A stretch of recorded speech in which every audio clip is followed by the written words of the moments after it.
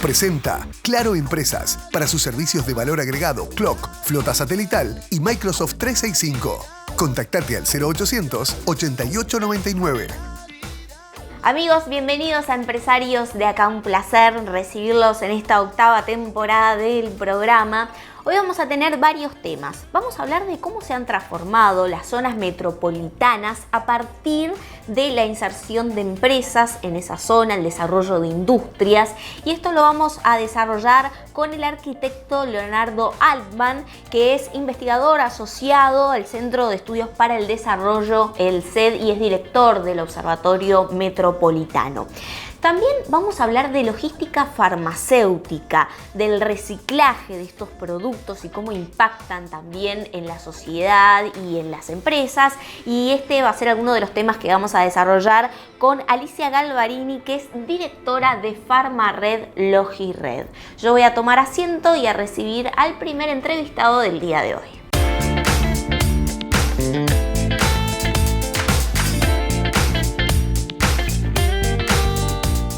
Bien, como lo anunciábamos, vamos a recibir al arquitecto Leonardo Altman, que es magíster y doctorando en estudios urbanos, docente e investigador en urbanismo y ordenamiento territorial, investigador asociado del Observatorio Metropolitano del Centro de Estudios para el Desarrollo del CED. Bueno, muchas gracias por estar aquí, Leonardo, un gusto recibirte. Bueno, muchas gracias, Tatiana.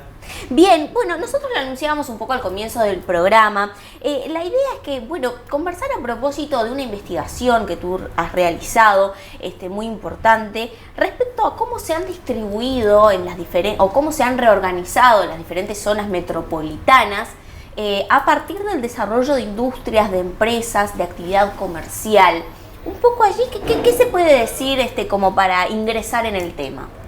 Bueno, creo que en primer lugar lo interesante es ver que el territorio es un factor que es interesante para observar lo que tiene que ver con el mundo de la economía, de lo empresarial.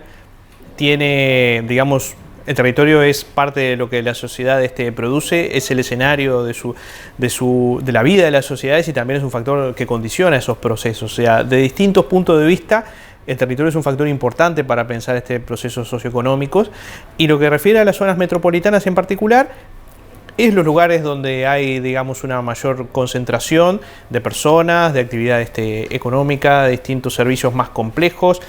Tienen también vínculos muy fuertes entre sí que pautan, bueno, un mapa, digamos, de concentración de grandes aglomerados urbanos. Y bueno, en el caso de estas, digamos, distintas temporalidades, se pueden apreciar estos distintos escenarios de configuración de actividades económicas, y creemos que la reestructuración que se ha dado en la zona metropolitana de Montevideo, en particular en las últimas décadas y sobre todo en los últimos años, es un elemento interesante a poner en la agenda de discusión de las transformaciones del territorio uruguayo, y un poco es lo que estamos haciendo también desde el Observatorio Metropolitano del CED.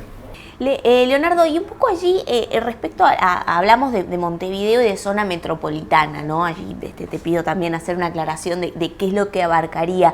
¿Qué tipo de actividades se desarrollaron como para que se haya distribuido de cierta forma y por qué, ¿no? Te pido ser un poco más específico en ese sentido. ¿Qué ha pasado? Bien, creo que ahí lo interesante es ver que las zonas metropolitanas generalmente son grandes conformaciones territoriales que superan divisiones administrativas y que muestran un poco que la vida de la gente supera esas limitaciones, es decir, de distritos. Entonces, en el caso de Montevideo tenemos un continuo de mancha urbana que la gente, bueno, lo conoce con la Ciudad de la Costa, Las Piedras, La Paz, Pando, Ciudad del Plata, en San José. Es decir, son ámbitos que están muy conectados a Montevideo, que la mayor parte de sus trabajadores trabajan en Montevideo, que hay un flujo de transporte muy importante, que se mantienen atados también por vinculación a servicios, a cuestiones culturales, etcétera, y de alguna manera conforman ese gran conurbano de Montevideo.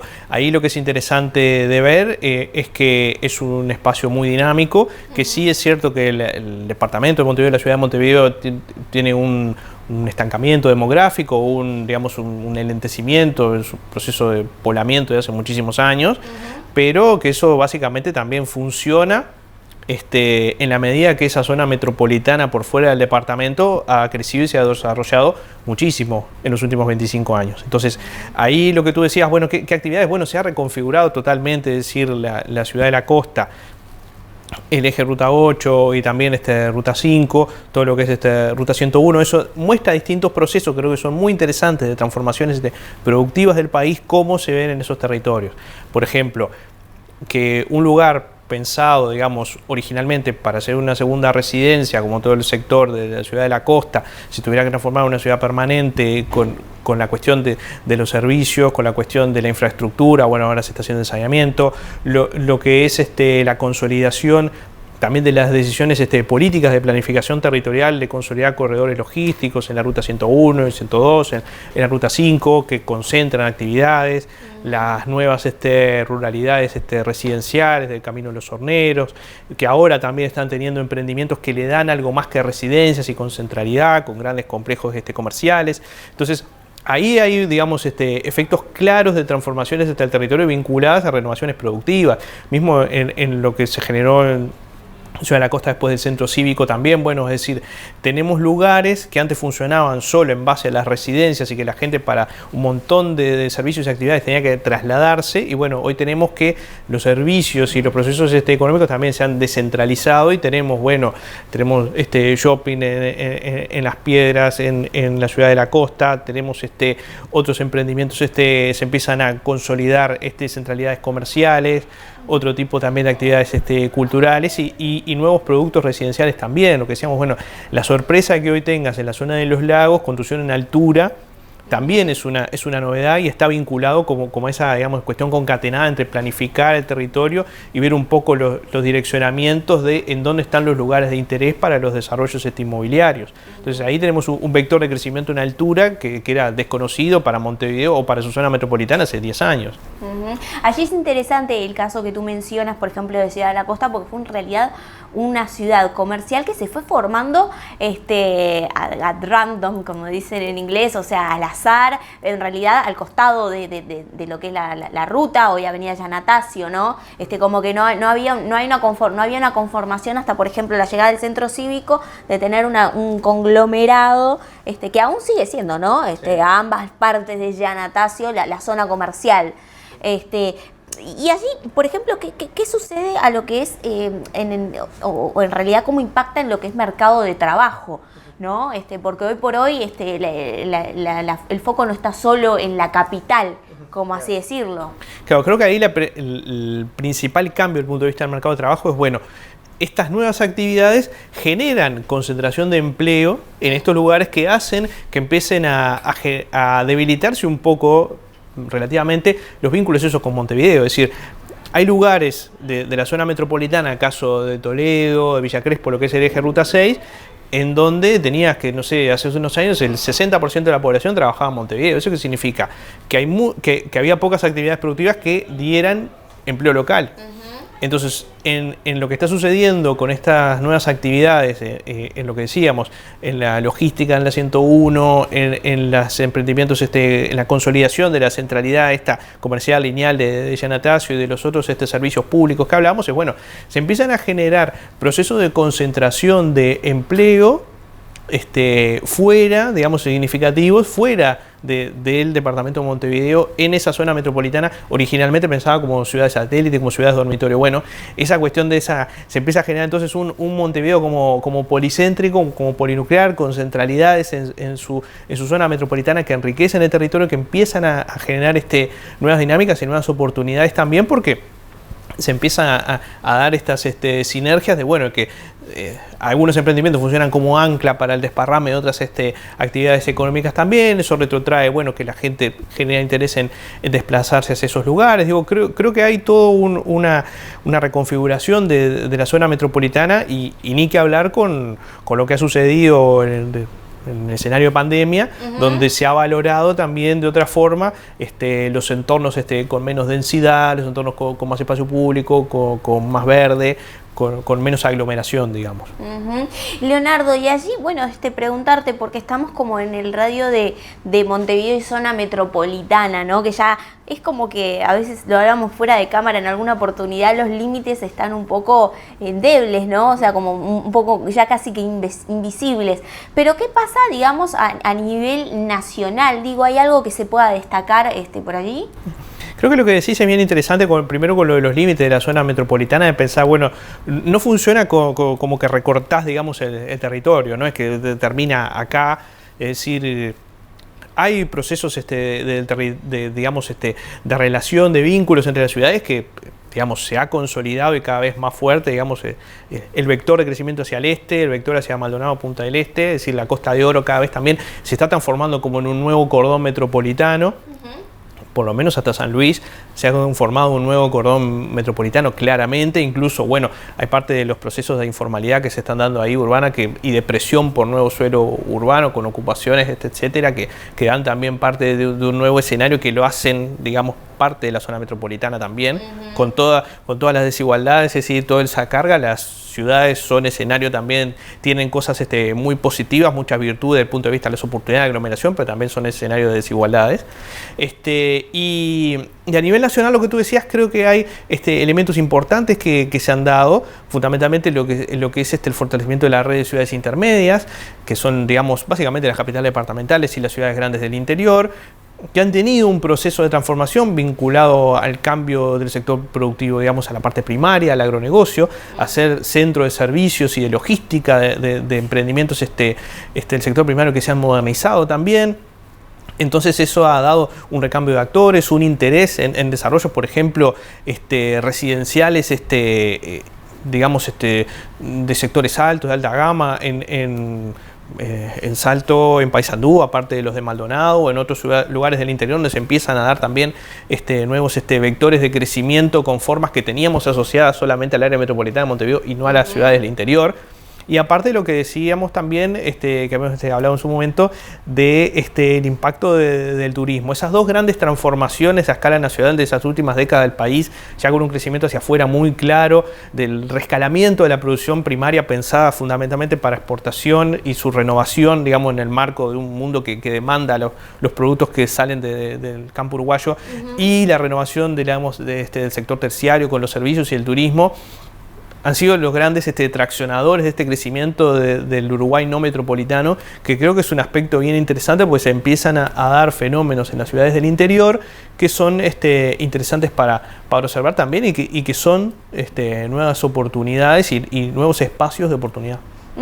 Leonardo, y allí preguntarte, ¿no? Dentro de este escenario, ¿qué esperar, no? Digo, porque uno tiende a pensar de que es un proceso constante, pero que puede llegar a tener un límite. Digo, ¿qué es lo que se puede decir como, bueno, perspectivas, ¿no? Para lo que todo está sucediendo en este movimiento, digamos, urbano? Bueno, en realidad como que cuando mirás el territorio, mirás transformaciones longitudinales, mirás procesos de larga, a veces tenés ciclos cortos, o tenés procesos de alto impacto. Yo qué sé, darle una planta de celulosa en el medio del país, obviamente fue un proceso que desencadenó dinámicas que se suceden rápidamente, pero tenés otros más de largo aliento, como esto decíamos, de la transformación del sector primario o el impacto del turismo, es decir, son distintas temporalidades. ¿Qué escenarios podemos ver? Bueno, en lo que es zona metropolitana, yo creo que hay un descubrimiento de nuevos territorios, es decir, el encontrar esos nuevos territorios con nuevos ámbitos para nuevos emprendimientos residenciales, desde el punto de vista de estas centralidades con nuevos vectores de concentración de empleo que generan Montevideo polinuclear, y ya no solo como un embudo hacia el área central de Montevideo, hacia las zonas intermedias de Montevideo, sino que, bueno, se despliegan distintos emprendimientos productivos y con capacidad de generar algún desarrollo en la zona metropolitana, dándole un valor que retroalimenta a otros procesos. ¿Hay algún ejemplo allí? Creo que lo que estábamos comentando de la logística en la Ruta 101. Bien. Y de la reconversión, digamos, que el sector de las urbanizaciones cerradas o semicerradas empiece a tener un complemento de servicios y de comercio con un ancla local muy fuerte ahí. Eso también, bueno, en parte similar a lo que sucedió también en el área de Buenos Aires, en Pilar, en Escobar, donde también se empezaron a generar esas centralidades en lugares de urbanización que funcionaban como enclaves, bueno, y también empezaron a darse otras dinámicas que creo que son interesantes, pues son novedosas para Uruguay. Y con la mirada de la escala nacional, creo que el despliegue de estas transformaciones en las grandes ciudades del interior, no solo en Maldonado, Punta del Este, sino en Paysandú, en Salto, un poco en Rivera también, creo que lo que te muestra es una agenda, en Colonia, que hay también alguna expectativa de un crecimiento importante en la ciudad vinculado a un desarrollo inmobiliario. Lo que ha sucedido en Conchillas también, sí, disculpa que te interrumpa, no, también con la planta de celulosa, digo. Creo que ahí, y lo que está sucediendo con UPM 2 también en Paso de los Toros Centenario, lo que te hace es un poco empezar a redibujar Uruguay, digamos, más policéntrico, menos macrocefálico. Creo que esa consolidación de que, digamos, no funciona, digamos, el crecimiento de las dinámicas en el interior no funciona como excluyente respecto a este fortalecimiento o estas novedades en la zona metropolitana, ¿no? Es decir, el crecimiento de Uruguay policéntrico a escala nacional con la consolidación de fenómenos en la zona metropolitana no es excluyente, creo que funcionan como un par que se retroalimenta, y bueno, ahí estará el desafío de pensar todo lo que implica eso en términos de oportunidades de desarrollo económico y también de cuestiones de integración social y de ambiente, ¿no? Creo que esa es la gran agenda del territorio que tenemos en el país. Bien, qué interesante. Vamos a seguir atentos a estos temas que son de interés y que Leonardo los tiene clarísimos, es un especialista en estos temas. Arquitecto Leonardo Altman, que es docente e investigador de urbanismo y ordenamiento territorial, investigador asociado y bueno, también director de lo que es el Observatorio Metropolitano del Centro de Estudios para el Desarrollo del CET. Muchas gracias por estos minutos en Empresarios de Acá. Te esperamos en otra oportunidad. Bueno, gracias Tatiana y bueno, a las órdenes. Bien, nosotros nos vamos a una pausa, la primera de Empresarios de Acá, y vamos a hablar de logística en el área farmacéutica.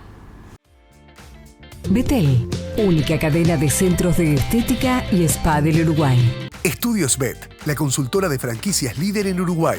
Conozca la manera más segura de expandir, desarrollar e internacionalizar su negocio. Estudios Bet, líder en franquicias en Uruguay. Entendemos profundamente las necesidades de nuestros clientes. Incorporamos talento donde las organizaciones lo requieren, comprometiéndonos con el personal que ofrecemos. Hacemos compatible la flexibilidad y adaptabilidad de inversión en capital humano con la calidad del servicio recibido. Compass Uruguay, la solución del outsourcing.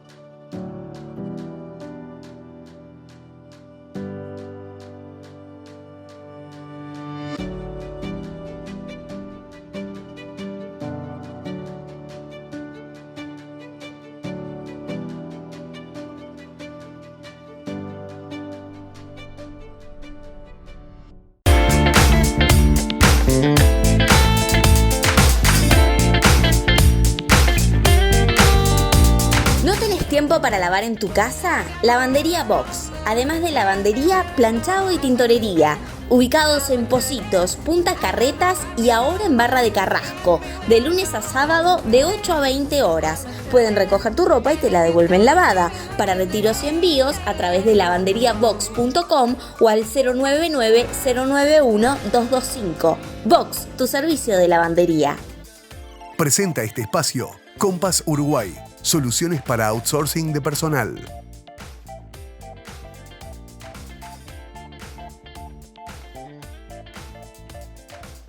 Bien, como lo anunciábamos, vamos a recibir a la doctora química farmacéutica Alicia Galvarini, que es directora de Farmared, Logired. Bueno, Alicia, muchas gracias por estar aquí en Empresarios de Acá. Bueno, muchas gracias por invitarme. Un gusto poder participar. Bueno, Alicia, a propósito de Farmared, Logired es una empresa que brinda servicios y soluciones en logística, valor agregado, inventarios y ambientales, exclusivamente en el área farmacéutica, ¿no? Bueno, arrancamos así. Arrancamos en el año 97. ¿sí? Yo soy química farmacéutica de profesión. Trabajaba en la industria farmacéutica. Fue un año o algunos años en que la mayoría de las plantas de las multinacionales fueron cerrando en el país. Y bueno, arranqué con este negocio con el negocio principalmente dedicado a la empresa farmacéutica, las empresas farmacéuticas, y ahí seguimos hasta el año 2002 en cuanto nos abrimos al resto del mercado, ya sea consumo, cosméticos, veterinarios, sí, y tuvimos un gran crecimiento en eso.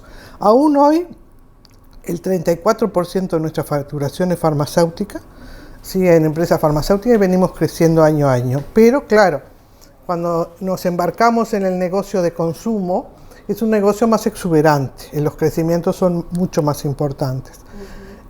Nuestra cartera de clientes, la mayoría son multinacionales, tenemos algunas empresas de plaza, pero la mayoría son empresas multinacionales. Laboratorios, empresas veterinarias, empresas de ropa deportiva, de pinturas.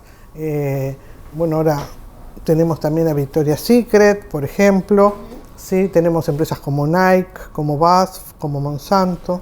Es decir, una variedad muy importante de empresas, además de las farmacéuticas. Nosotros en realidad somos un grupo de empresas. Arrancamos con el operador logístico en el año 97, que vamos a cumplir 25 años, pero luego fuimos armando otras empresas. Por ejemplo, tenemos una empresa de transporte, ¿sí? La cual se dedica principalmente a darle servicios y soporte al operador logístico, y el año pasado incursionamos fuertemente en última milla con el avance del e-commerce, en el cual logramos un crecimiento muy interesante y tenemos previsto seguir creciendo este año. Por allá por el año 2016 nos llegaban cantidad de solicitudes de empleo. Sí, y realmente nosotros no podíamos dar cabida a todas esas solicitudes porque eran años entre el 2016 y 2019 en que el crecimiento no fue demasiado intenso. En el área. En el área logística y en nuestra área. Entonces, ¿qué se nos ocurrió? Unir la oferta y la demanda de alguna manera, y ahí creamos una empresa de personal tercerizado que se llama Acciona, en la cual lo que hicimos, tú sabes que gente, operarios, cuando pierden un empleo, no tienen una red de contención o de contactos como para golpear puertas y decir, como a veces podemos tener nosotros. Para la relocalización y bueno. Exactamente. Entonces, como no sabemos de ONG, armamos una empresa. Entonces, ¿qué hicimos? Esos currículums los fuimos seleccionando y empezamos a hablar primero con nuestros clientes. Decirle, mira, no necesitas una persona de estas características, de estas otras, y empezó a moverse. Hoy tenemos 250 personas colocadas de esa manera y otras tantas que ya ingresaron a la planilla de trabajo de las empresas. Qué interesante. Sí, nos sentimos súper orgullosos de eso. Porque lo que tratamos es que la gente ingrese. Entonces, lo que yo te trataba de decir, nosotros somos un operador logístico extra zona, es lo más grande que somos, pero también tenemos una pata en Zona Franca de Montevideo, ¿sí? Tratando de dar también servicios allí en esa zona. Todo ese grupo, en realidad logramos de esa manera poder dar trabajo a más de 350 personas. Sí, ¿Ubicados en? Bueno, nosotros estamos, el centro logístico desde el 2012 está en Canelones, sobre Camino de los Aromos, cerca a la 101. Allí es almacenamiento. Ahí es todo operador logístico, es almacenamiento. Y tenemos una pata en Montevideo, en Camino Carrasco, que tiene solamente foco en lo que es logística inversa de nuestros clientes, es decir, las devoluciones, tipo de cosas, y el negocio ambiental. Nosotros tenemos un sector que brinda servicios, soluciones ambientales. Es un negocio que viene creciendo, ¿sí? En el cual estamos muy orgullosos porque hemos logrado muchas cosas.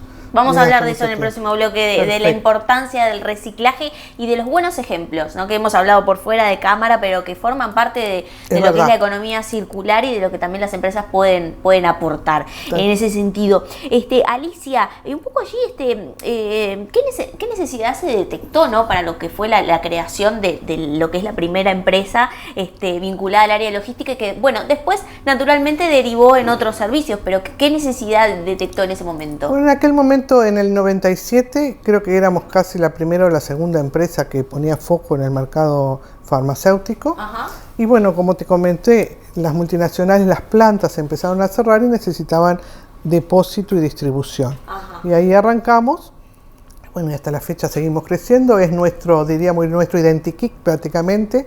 Es decir, el negocio farmacéutico, los servicios a empresas farmacéuticas son servicios en que hay que poner mucho foco en la calidad. Ajá. Es decir, son muy exigentes. Tú siempre tenés que estar en la cresta de la ola con las nuevas necesidades. ¿Sí? Como por ejemplo. Bueno, por ejemplo, digo, un must hoy tenés, o si no, no existís, tenés que estar certificado en buenas prácticas, ¿sí? En GMP. La certificación de ISO 9001, nosotros tenemos 9001, 14001 y hace 2 años 45001, que es la parte de seguridad, la 14001 es la parte ambiental.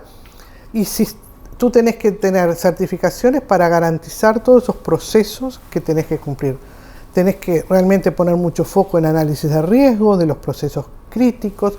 Es un negocio que necesita un know-how especial en el cual te jugás todo con indicadores muy exigentes. Tú todos los meses o con más frecuencia te tenés que mostrar a tu cliente cómo estás haciendo las cosas y si las estás haciendo bien, con auditorías internacionales también muy exigentes, con calificaciones de área, con una infraestructura que tiene que ser una AAA, porque si no, no podés brindar un servicio a las empresas farmacéuticas garantizándole la calidad del producto, porque tú fíjate que tú le tenés que, fíjate medicamentos que están fabricados con estándares de calidad exigentes. Tú no podés almacenarlos en cualquier lugar ni distribuirlos de cualquier forma.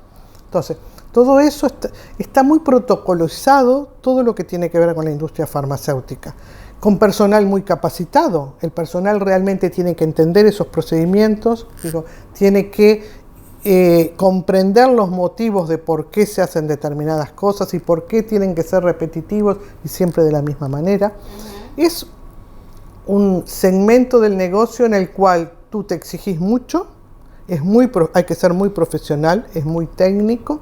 Porque allí mi pregunta era de qué características en particular tenía la logística farmacéutica, que de repente puedan mencionar para quien no conoce, que no tiene otro producto. Bueno, por ejemplo, la trazabilidad. Tú tenés que saber muy bien todas las etapas por las cuales pasó ese lote de productos, es decir, saber, de qué tiempo a qué tiempo, de qué hora a qué hora estuvo en este lugar, de tal hora a tal hora en tal lugar, es decir, qué temperatura estuvo de almacenamiento, o sea, temperatura no tuvo excursiones por encima de lo correcto, si está entre 15 y 25 grados, o está en cámara frigorífica entre 2 y 8, o está en temperatura de freezer. Cuando preparás el pedido, cómo tiene que ser preparado, es decir, tú no te podés equivocar, tenés que tener muy pocos errores, porque si lo sacás a la calle al producto y te equivocaste, ese producto no vuelve al estante, ese producto se destruye. Claro. Entonces hay que tener mucho cuidado. Después la distribución también tiene que contemplar, es una extensión de ese almacenamiento. Si el almacenamiento está entre 2 y 8, la distribución tiene que ser entre 2 y 8, calificada, y que le asegures al cliente que le llega que estaba entre 2 y 8. Claro. Si realmente es entre 15 y 25, los camiones tienen que estar entre 15 y 25. Entonces, son desafíos que lo que uno llama de una calificación, es que decir, esto está apto para dar ese servicio. Si tenés que validar ese servicio, es decir, yo valido a que esto que estoy haciendo cumple estos requisitos y da estos resultados. Entonces, es muy interesante. Yo vengo del palo farmacéutico, sí, claro. Por lo tanto, conocía qué pasaba en la cocina, digamos, detrás, ¿no? Eso ayudó muchísimo. No tengo dudas, porque creo que a un outsider le cuesta un poco más conocer ese know-how. Ese know-how no es fácil de llegar, conocer, saber cómo interactuar en una auditoría. Vienen las auditorías internacionales de empresas farmacéuticas, quedan 2-3 días, a nosotros nos va muy bien, realmente nos va bien. Tenés que interpretar, son empresas que están continuamente siendo a más, ¿sí? Entonces tenés que estar en un círculo virtuoso de calidad. Continuamente te tenés que estar trabajando en, planifico, lo hago mejor, me mido si lo hice mejor o tengo que cambiar. Todas esas cosas son un must dentro de la industria farmacéutica. Alicia, ¿es importante para usted, esto se lo pregunto en términos generales, ¿no? Para un emprendedor, haber pasado por otras etapas del negocio para ponerse desde el otro lugar? Digo, un poco también con el ejemplo que usted tuvo con su empresa, ¿no? De química farmacéutica, a liderar una empresa que está como, digamos, del otro lado del mostrador. Sí, es verdad. Yo trabajaba en la industria farmacéutica, era jefa de producción. Y bueno, me tocó salir en la búsqueda de un trabajo, diríamos así, ahí surgí como emprendedora, pero en realidad fue un poco forzada. Hoy los emprendedores son más porque quiero ser emprendedor, ¿no? Es decir, pero bueno, después uno, sin ninguna duda, sabes la cocina, como decís, pero no alcanza con eso. Hay que formarse en la administración de una empresa. Digo, yo tempranamente me di cuenta que solamente con mis conocimientos como químico farmacéutica no alcanzaba. Sí, entonces continuamente he tratado de prepararme. Digo, tuve siempre un objetivo en mi vida. Cada año no puedo dejar pasar un año sin formarme en algo. Es decir, en algo propio de lo nuestro, lo que sea, sí, pero sí. 1 o 2 cursos por año tengo que hacer. Digo, en el 2019 me dediqué a la transformación digital. Este año que pasó, en el 2021, bueno, más bien tema de liderazgo, de coaching, es decir, son temas que van cambiando los perfiles de las empresas. Bien, bueno, y los perfiles de los empresarios también, ¿no? De cómo liderar. Por supuesto que sí. Bueno, el diálogo es con Alicia Galvarini, que es directora de Farmared Logired, se queda para el próximo bloque de empresarios. Con mucho gusto. De acá, nosotros nos vamos a una pausa. Bueno, no nos vamos sin antes, por supuesto, agradecer a las marcas que me acompañan. El look es de Guapa, los zapatos son de Marcel, los accesorios de No, es de Carmen Manrique. Me cuido en Betel Spa con los productos L'Oréal París. Pausa y ya regresamos. Álamo, inmuebles logísticos e industriales. Somos el escritorio líder en la comercialización de predios logísticos e industriales de Uruguay. Más de 1 millón de metros cuadrados comercializados. Contáctenos al 092-391-927, al 2708-1288 o visite nuestra web alamologística.uy. Álamo, inmuebles logísticos e industriales.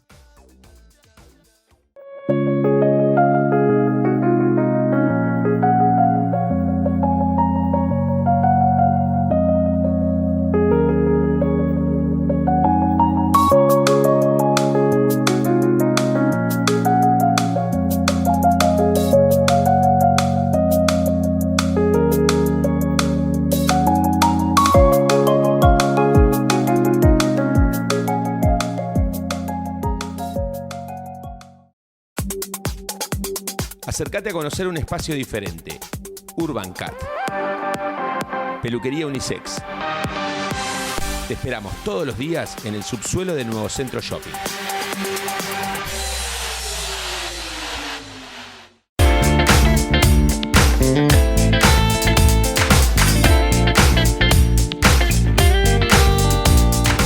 ¿Sabes que ya no te vas a pasar más de parada? Ahora, las nuevas unidades eléctricas de CUTSA cuentan con un sistema sonoro que anuncia las próximas paradas. CUTSA, siempre iremos contigo. Empresarios de acá. Se realiza en el Hotel Cottage Carrasco. Tercer y último bloque de empresarios de acá. Estamos en diálogo con Alicia Galvarini, que es directora de Farmared Logired, y veníamos hablando, ¿no?, de lo que hace un área específica de la industria farmacéutica, que es la logística, ¿no?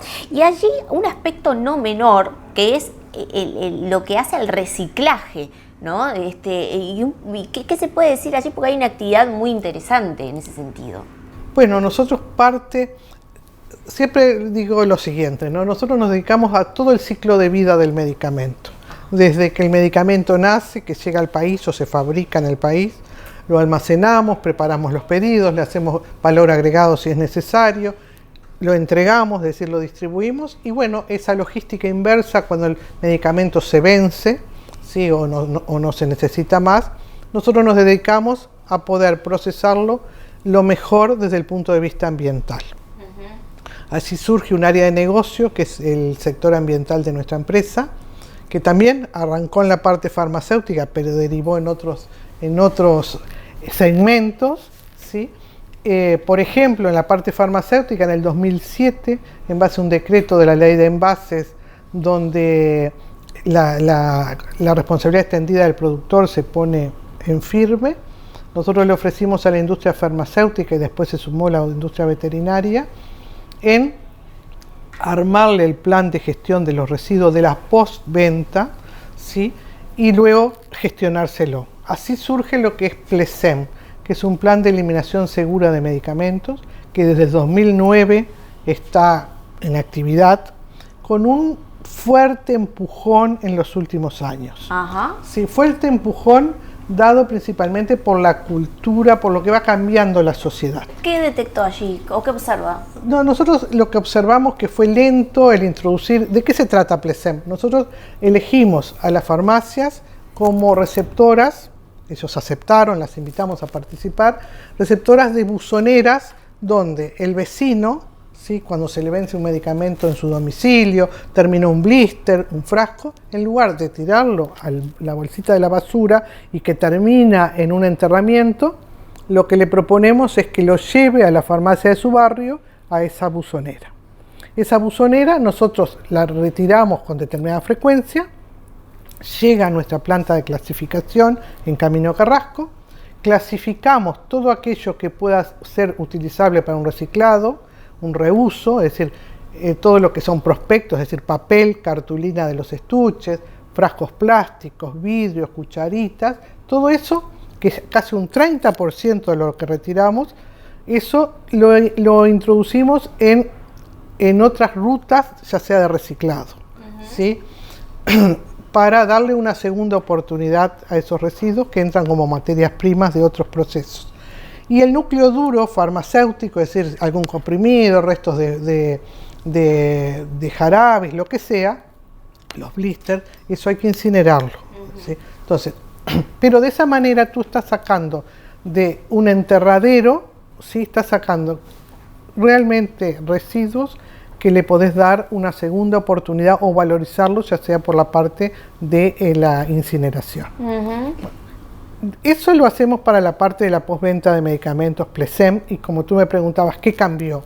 Yo creo que Uruguay se fue abriendo al mundo, ha visto cómo viene la agenda ambiental, con esta apertura del Ministerio de Ambiente, creo que ha sido fantástico porque pone a los problemas o a los temas ambientales en un lugar de privilegio. Es decir, bueno, si tenemos un ministerio que se está ocupando de eso, son muy relevantes.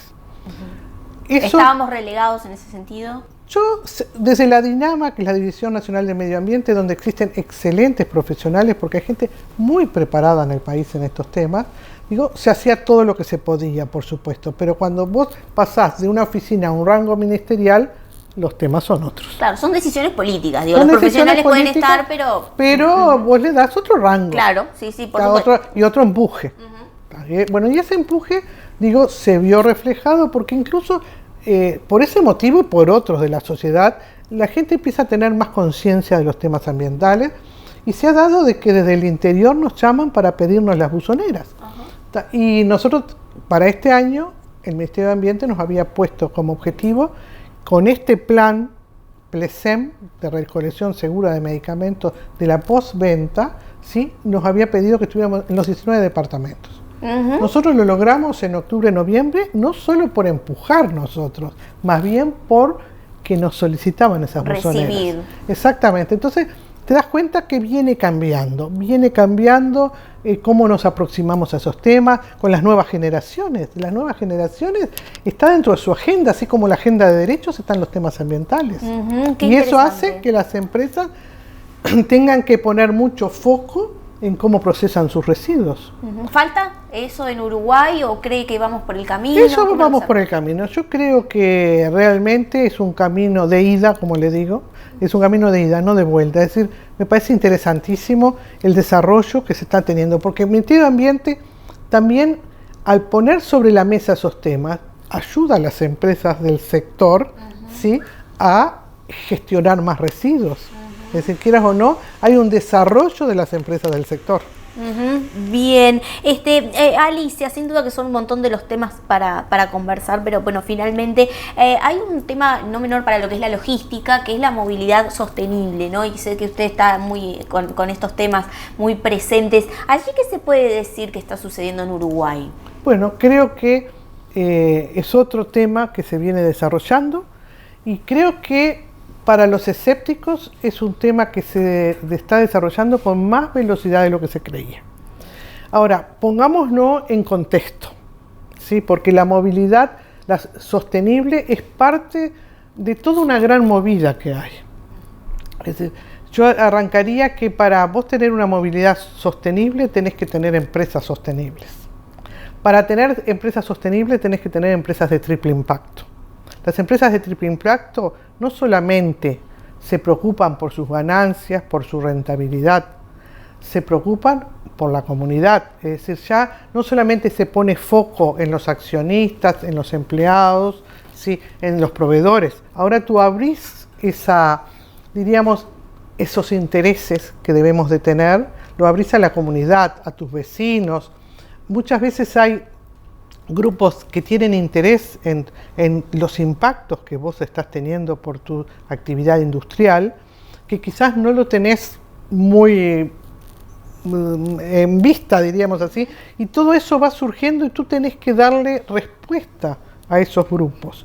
Como también en la otra parte del triple impacto, es decir, tenés que tener ganancias, tenés que preocuparte por lo social y tenés que preocuparte por lo ambiental. Y ahí es donde surgen temas también, es decir, hoy no existe, ¿qué pasa? Los drivers del consumo, es decir, los jóvenes y los no tan jóvenes, hoy lo que lo mueve a un consumo lo mira un poquito más, es decir, se preocupa, ¿qué hay atrás de esa ropa que estoy usando? Es decir, la materia prima de dónde salió. ¿Sí? ¿Es sostenible mantener esa industria? ¿Cómo estamos tratando a los trabajadores? ¿Están bien pagos? ¿Los derechos de la mujer, la agenda de derechos en general se aplican en esas empresas? ¿Qué hace con los residuos? ¿Son ambientalmente amigables? Hoy las nuevas generaciones se preocupan mucho de eso. Entonces, como hay otros drivers en el consumo, las empresas que fabrican productos se tienen que preocupar de darle respuestas a sus consumidores, a sus clientes.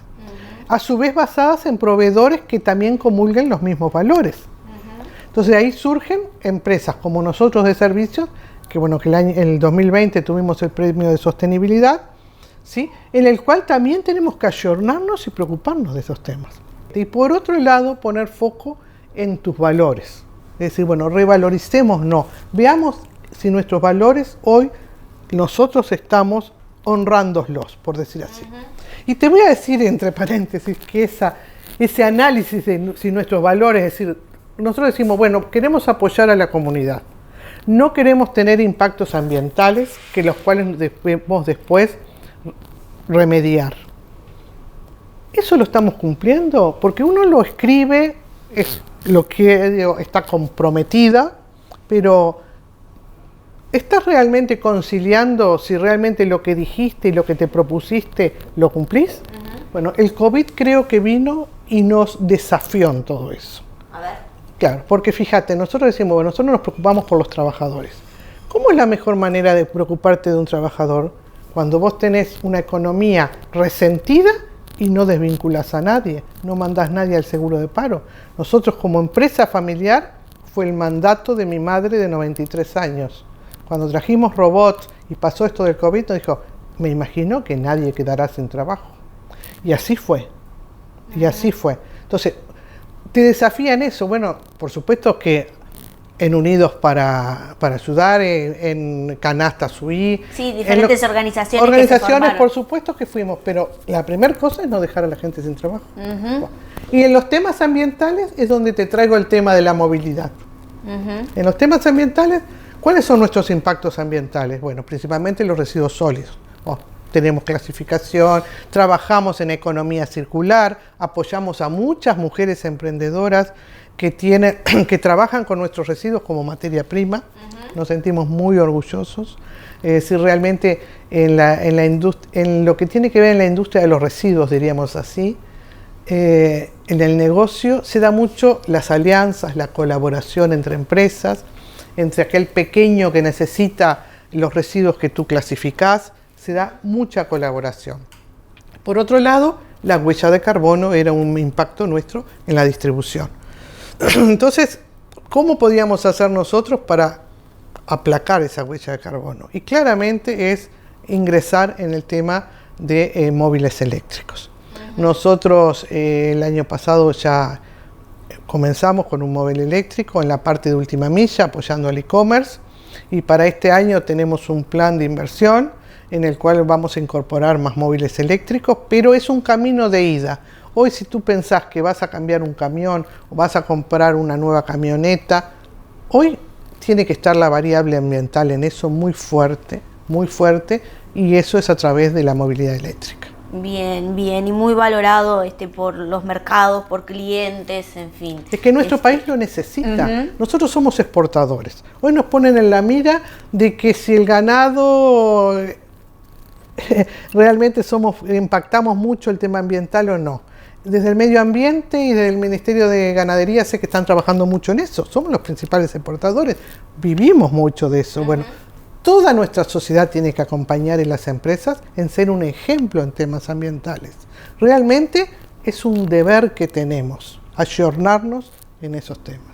Bien, bueno, súper interesante, sin duda que quedaron temas pendientes, pero la convoco para venir en otra oportunidad, la doctora química farmacéutica Alicia Galvarini, que es directora de Farmared Logired. Muchas gracias por estos minutos aquí en Empresarios de Acá. Muchas gracias a ti por invitarme. Bien, y nosotros nos reencontramos el próximo viernes a las 21 por la pantalla de NSTV. También nos pueden seguir en la web.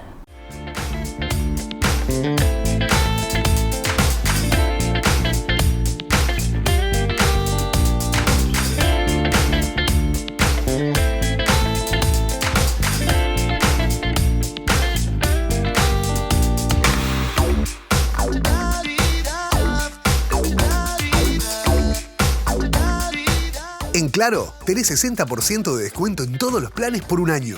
Pasate a pagar menos. Pasate a Claro.